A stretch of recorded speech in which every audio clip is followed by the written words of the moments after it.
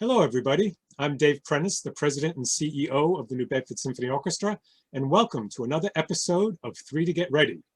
Today, we're getting ready for Saturday's concert, celebrating Black culture. And we're really excited to be partnering with the New Bedford Historical Society for this concert. And I'm very pleased to welcome the President of the Historical Society, Lee Blake. Hello, Lee. Hi, Dave. How are you? I'm doing very well. How are you? I'm good. We are really looking forward to the concert Saturday, not just because of the music, but because of the partnership we have with you and your organization, where the music on the program by 4 Black composers, we're going to draw out connections between the music and the history of Black men and women from New Bedford. And of course, we thought of you because you are the expert, and your organization has done so much incredible work and continues to do great work, really telling all the stories involved. So I thought to get ready for the concert, we might explore a little bit what the Historical Society does and some of the projects that you're working on. Does that sound good? That sounds good. All right, so why don't we begin? I'll begin with a very easy question. I'm sure you'll be able to answer this. Tell us about the Historical Society, the mission, and the kind of work that you do in the community. Well, it's an interesting time for us. This is our 25th anniversary. Mm-hmm. So the Historical Society, the Bedford Historical Society, exists now for 25 years. But for many of us, our older folks, we had gone to school here, grew up here, and then we went out about the world, working in Oregon and New York and Colorado, all those different places that our members actually left. And when we were in our 50s or so, we decided we wanted to come home. Mm-hmm. And when we came home, what we found was that the wonderful history that our parents had told us, no one was talking about anymore. Mm-hmm. Young people in schools were not learning about African American, Cape Verdean history, West Indian history. So collectively, a number of us came together, and this is our mission. Our mission is to tell and preserve the history and legacy of African Americans, Cape Verdeans, West Indians, and Native Americans in New Bedford. We have 200 years or more of history here that young people were not learning in the public schools. And for me, especially for me, I was an African American history teacher at New Bedford High School. So in 1975, I was teaching young people. And when I came back, in the 1990s, that was wiped out as a class, and really because of MCAS. MCAS put an end to a lot of extracurricular classes, but also for us, for our young people, where were they going to learn about the history of people of color if we didn't step in and pull together that kind of information? Right. That's so important, and this has been in part an education for me, because it's not just a couple stories that you have to tell if you want to tell the story of the Black men and women who played such a role in New Bedford. There's a lot of stories, isn't there? There's an incredible amount of stories that should be told, that should be known. But I think one of the most important things that the Historical Society and our members have to offer is that history happens every day. So it's not like the Historical Society just focuses on one period, because we try to weave in and out ever since the Revolutionary War. We have Black soldiers that were in every single war this country has fought. And in many ways, there were battles that those soldiers had to fight within our own country, which was supposed to be free, but wasn't freeing them as Black people. So we have those kind of stories to tell, but they go back to the founding of this country. Right.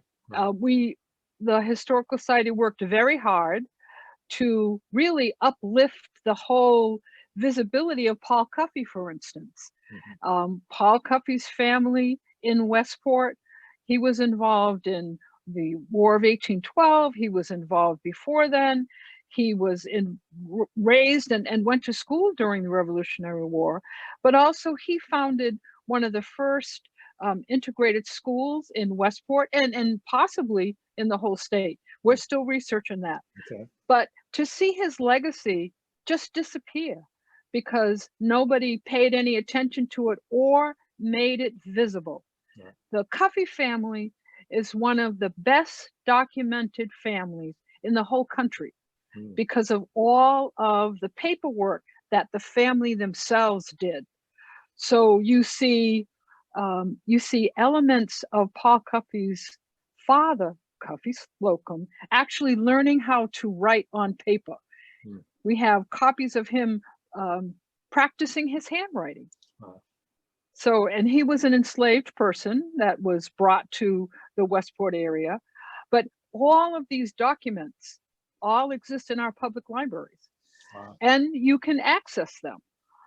But so who was doing that kind of work? Who was putting light to the history of the people of color in this area? No one was. And while people talked about being a museum for everybody, they really weren't. They were only a museum for white people, and they left us out.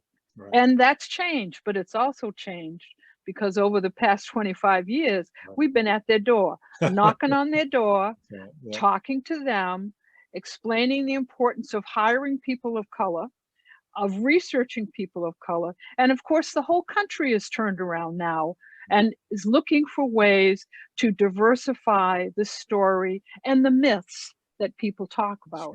The myths of the United States, America, and other places.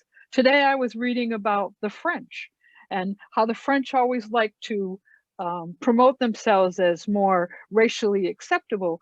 But many of the major port cities in France were slave colonies. And of course, they colonized large parts of Africa. So people are demanding that they tell the truth too. It's not just us. It's many places around the world where people have ignored the history and the complexity of history. Right. Both the good and the bad of history is That's right, isn't it?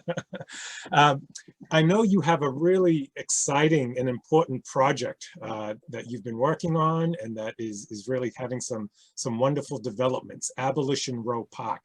Could you talk a little bit about that project? I'm really excited about it. Well, this is an opportunity for the whole city. So the Johnson House, Nathan and Polly Johnson House on 7th Street, is a nationally registered site.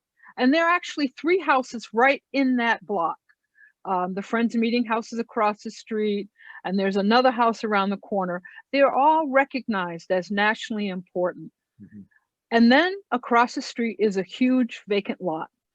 And that lot is there because there were 2 houses there that caught on fire about 12 years ago.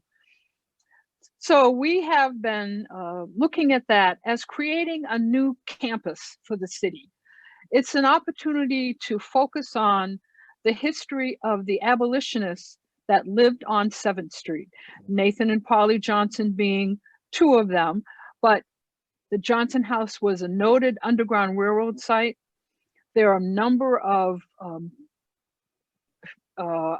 trying to think, of freedom seekers who came and lived there. Many of you know that Frederick Douglass and Anna Douglass lived there for several months while the Johnsons helped them get situated to New Bedford, work here, get another place. And 3 of Frederick Douglass's children actually are born here. And Nathan and Polly support the family through a lot of different ways. But also many of the abolitionists in New Bedford supported freedom seekers that came to New Bedford. The quotes from people at the time say that anywhere from 300 to 700 fugitives lived in New Bedford. And they lived with allies, white allies, or they lived on streets like 7th Street, Bedford Street. There are a number of streets in the South End where people of color who were fugitives lived, and the whaling industry was one of the big places that they came and got employment. So it's exciting to be able to tell that story with now a piece of land. Right. So the empty lot will become a new green park, and it'll be surrounded by cherry trees. And so the thinking is, it'll be a beautiful park, it'll be a green park. It will have a gazebo, for instance, for you guys to come and play trios in at another point in time, or a place for young people to do spoken word. So we're looking for programming opportunities. But the other thing is, we're doing lovely trees like cherry trees. So why are we doing cherry trees? Because people come all the time to see what process the cherry trees are in. Are they budding? Are they flowering? What do they look like? It's just like, we'll have it just like Washington, D.C. Right. People come flocking to see the cherry trees. Right. But that's some of the thinking that we're doing about landscaping. Right. But also it'll be an educational park, because there will be signs about the Underground Railroad. We're envisioning a concrete area with ribbon-like pathways where you can see the names of people who were abolitionists in New Bedford. And people will have an opportunity to purchase and have their names on park benches. And you can purchase the name of an abolitionist, and that will be on a website. But it's the whole idea of really pulling together a little known piece of New Bedford that was extremely important to end slavery. Yeah. And who did that? And those were normal, everyday people like you and me. It's incredible, and I know it's a pretty big project, right? This is not an inexpensive project. Between the park itself, and I know you've commissioned a statue of Frederick Douglass to be displayed as part of the park. So tell me a little bit about that and the fundraising that's involved. Well, we are working along with the city. This is a public-private partnership between the city of New Bedford and the Parks Department, along with the Historical Society. The National Park has helped also. But we've been quietly writing grants and raising money for the last 2 or 3 years. And I say that because we would have started the park last year, but with the pandemic, it was just thought it would just be better. Also, that the governor had stopped construction for a while. So even if we wanted to go forward, we wouldn't have been able to with the virus around. So we used our quarantine time very well. I am working with the Historical Society. We've done letters to different organizations. We've had individuals step forward, so we have private money that's come in. We've also been able to raise a lot of money from grants. And it's interesting, the state actually has money for green parks in urban areas. So we did a lot of research. One of the first grants that we received was a national grant from the Governors Association and Mayors Association, because we were doing social justice park. As people were talking about tearing down Confederate monuments, what we were doing was a park to look at the social justice actions of everyday people and how that impacted the city. So one of the first grants we got was because of that whole idea. Right. So I think what you've told me is that it's about nearly $1 million project, and you've raised most of the money, but not all of it. So you're still looking for support to help you get to the final goal of this beautiful park, which will also have an incredible statue of Frederick Douglass as part of the landscape.